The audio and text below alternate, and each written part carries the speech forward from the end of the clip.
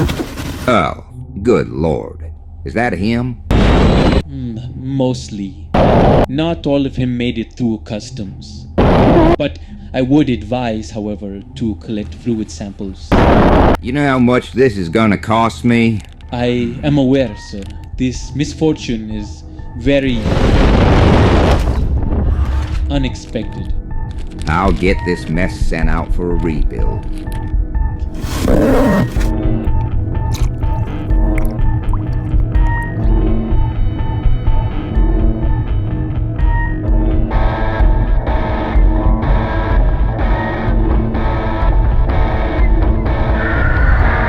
You're watching WRCS 13 Cage News Network. Breaking news. The Rusty Cage Show has come under fire as critics sound the warning bells of major dissatisfaction. One content consumer was stated, Jesus fucking Christ, can we please stop this British accent? Thank you. One content consumer was stated on record as saying, "Your old content was doing so much better. The new stuff is just bad, dude. People don't want another crappy news show. Your kind of fans are the kind of fans that don't give a fuck about the news and want to escape the drama and crap."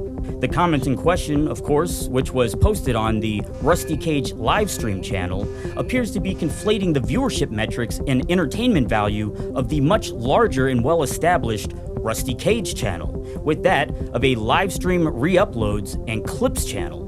A lack of distinction which has led this broadcaster to question, what are you fucking retarded? No shit, the other content does better. You're comparing it to a live stream on the livestream and clips channel. What the fuck did you expect to find here? I'm sorry, I lost my temper. It's not that serious. In other remarks, one commenter wrote, "Good to see he moved out of the tent. What the fuck happened to the guillotine?" Well, that's an excellent question. Let's go and find out. It's been just over a year since the last time that I used the chopper. And believe it or not, the lemonade stand is still up and running. It was actually just recently put to use by a friend of the show, the gatekeeper of skateboarding, Wrecking Ball. We will take an oath to denounce all of our idols and never worship them again.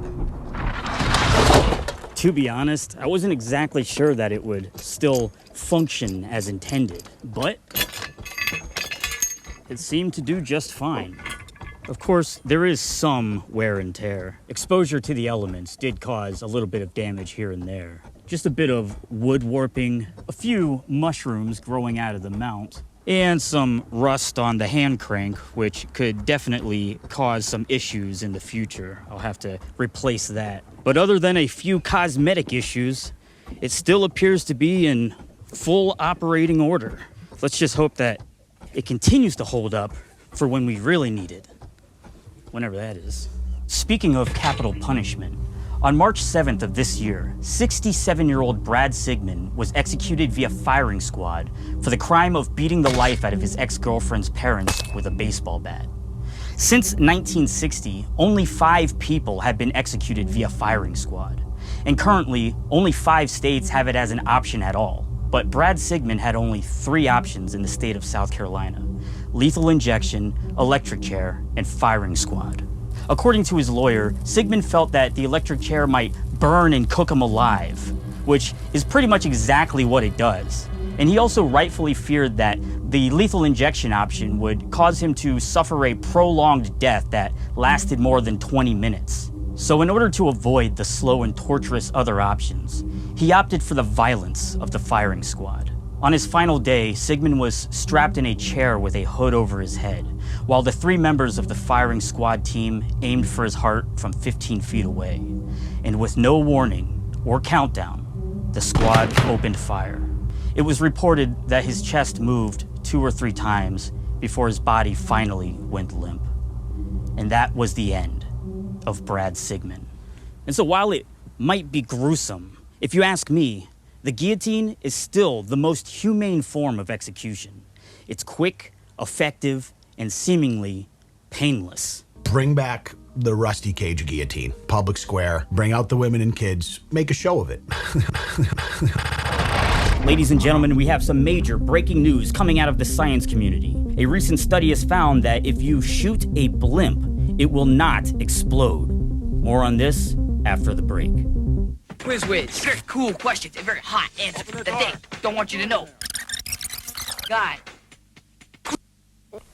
This program is brought to you by the Bull Donahue Philanthropic Foundation, bringing you the real news with the help of your donations.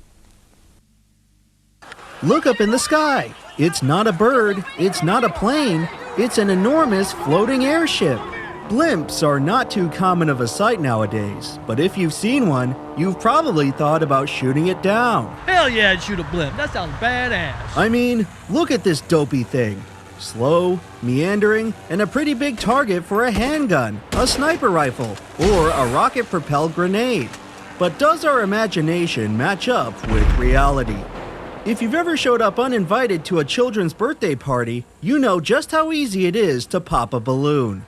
And since a blimp is essentially a giant balloon, wouldn't it be just as fragile? I think it'd go like a balloon, like and fly off. At one point, maybe so. In the early 20th century, many airships relied on hydrogen gas for buoyancy. The compound was abundant, inexpensive, but also flammable. In 1937, the crew aboard the Hindenburg found out the hard way that hydrogen and sparks don't mix. I guess that's the power of German engineering. Fortunately, the Germans would spend the rest of the 20th century mostly tragedy-free, as was the case with the blimp industry. After switching from hydrogen to the much safer alternative of helium, the number of airship catastrophes declined significantly. Okay, so you can't exactly live out your boyhood fantasy of recreating the Hindenburg disaster. But couldn't you still force a blimp to fall out of the sky? Let's say that someone puts a bullet-sized puncture in that gigantic membrane. What's stopping the whole thing from plummeting back down to the one true domain of man as God intended? Well, the exterior of a blimp is comprised of a polyurethane-coated fabric, stronger than an ordinary balloon, but by no means bulletproof. Any high-velocity projectile could easily penetrate it. However, it turns out that breaching this layer won't trigger some sort of humorous chain reaction resembling a Wile E. Coyote cartoon. Instead, the most it would do is cause a small and leisurely leak that would provide the pilots with ample time to nurse the vessel down to safety. This is due to how blimps are inflated to only a slightly higher pressure than the surrounding atmosphere. In other news tonight, a blimp dropped from the sky onto a New York City apartment building this afternoon, shocking even jaded New Yorkers. When a hole opens up, the gas inside deflates much slower than you'd expect. The disappointing fact is that if you want to take down a blimp, you're going to need something a lot stronger than a stray bullet. So the next time you want to commit an act of domestic terror, you'd be better off doing so on the ground. This has been The Unfortunate Truth with Emperor Lemon. Now, back to you, Rusty. And speaking of misfortune, today marks the 60-year death anniversary of beloved musical legend Ed Gritz and his backing band, the Stonewall Boys, who on this day in 1965 all perished in a flaming pile of twisted metal when their charter plane crashed into the face of Stone Mountain after playing a concert at the nearby Atlanta Municipal Auditorium. The other passengers and crew died as well, but they weren't famous, and so they're hardly worth mentioning. Ed Gritz will forever be remembered for his contributions to country music. Rest in peace.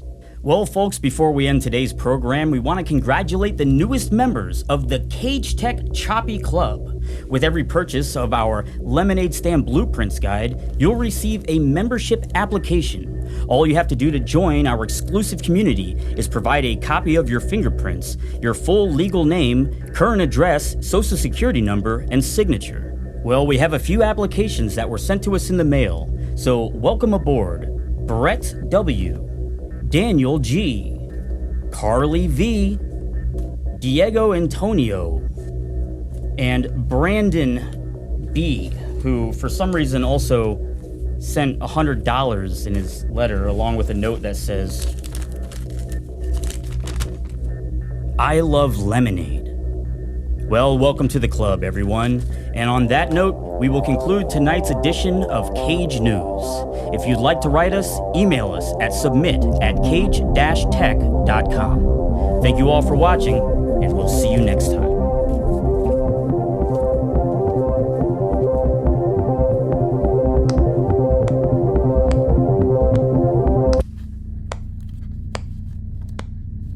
Bravo, son. Good show. Couple of hiccups, but nothing we can't tighten up. Thank you, Mr. Donahue. I hope I was able to fulfill my obligations. Yeah. Samir will be satisfied, I'm sure. You know something, Rusty? Not much, to be honest. I was a big fan of Vic Ritz and them boys. Big fan. Had all of them records. Stuck 'em all on my wall when I was still a jit like you. I idolized him. The way he sang, the way he dressed, the way he played that little guitar thing. What do you call that? The ukulele, the ukasum. Ukulele? That's the one. And I'll tell you something else. Something I ain't never told nobody. I believe that man, Eddie Gritz. I believe he was my own daddy. Least, that's what Mama said.